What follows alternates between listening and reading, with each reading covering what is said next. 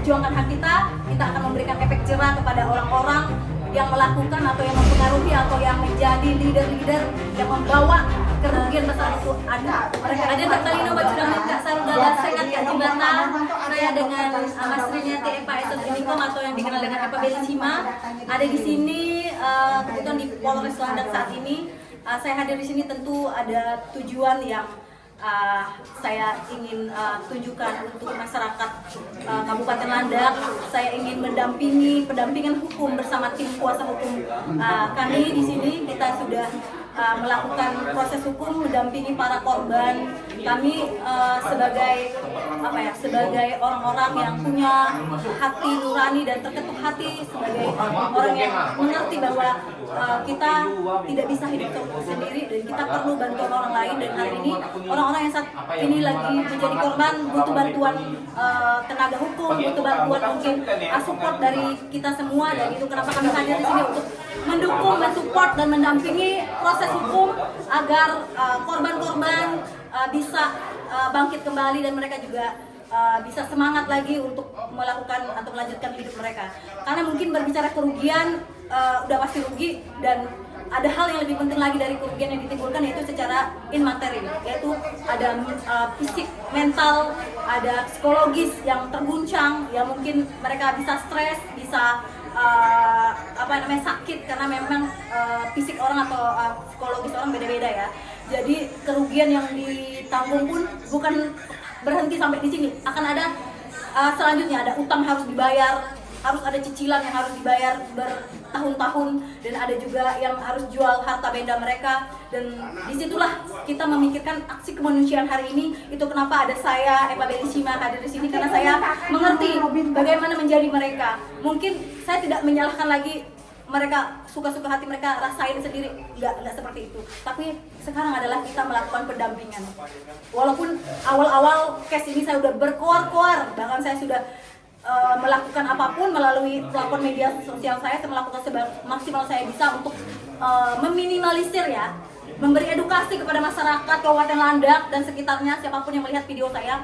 Saya sudah dari awal-awal berkoar-koar, saya bilang jangan ikut, itu investasi bodong, itu scam, itu penipuan. Kalian memang akan dijanjikan dengan hal-hal yang luar biasa, akan dijanjikan keuntungan, uang berlipat ganda, akan dijadikan hadiah-hadiah. Ya, segala sesuatu yang menjanjikan hal-hal yang indah-indah itu tidak seperti itu kenyataannya. Pasti ada hal, kita harus bisa berpikir secara kritis.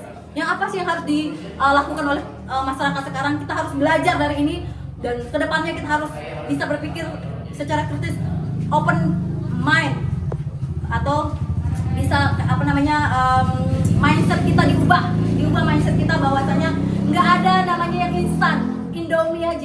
Indomie instan aja harus direbus dulu.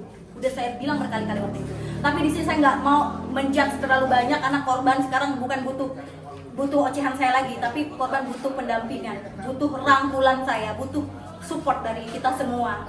Ya, butuh support dari kita semua. Saat ini mereka mengalami kerugian, mengalami psikologis yang tertekan, yang depresi atau yang tidak baik. Dan ini saatnya kita tidak lagi saling menghujat, tidak lagi saling menyalahkan, tapi ayo kita rangkul korban sama-sama. Itu kenapa ada saya di sini hadir. Saya jujur saya sedih. Sorry Haris. Jujur saya sedih mendengar banyak cerita. Kuat. Karena saya paling banyak dengar cerita, entah dari media sosial, dari manapun, mereka selalu curhat sama saya kan.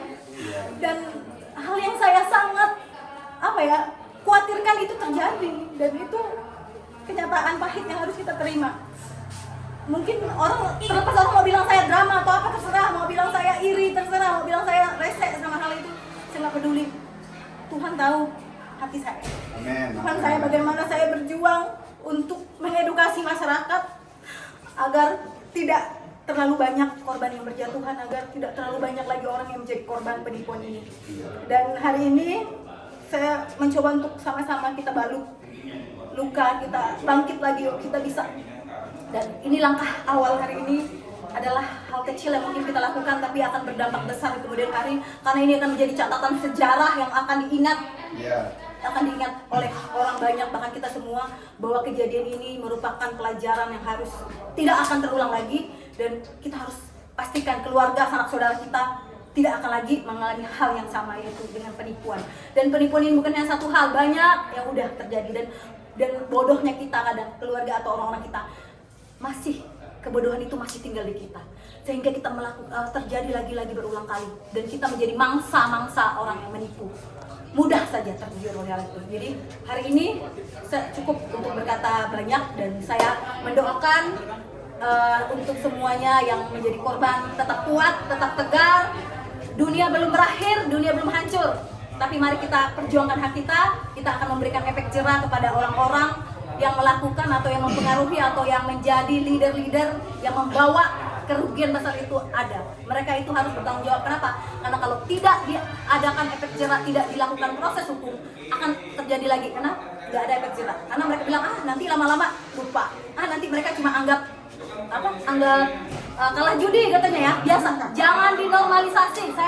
Saya camkan sama semua pegawai semua ya. Jangan dinormalisasikan, dibilang anggap dia kalah judi, anggap dia kalah batepo, bakolok-kolok. Tidak, Besti, tidak begitu. Dunia kehidupan ini tidak sesimpel itu.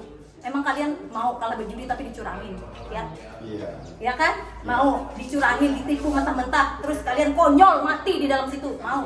Ya udah, itu saja. Adil Kata Lino Bacuramin Kak Saruga Basengat Kak Jubata. Terima kasih Kakak.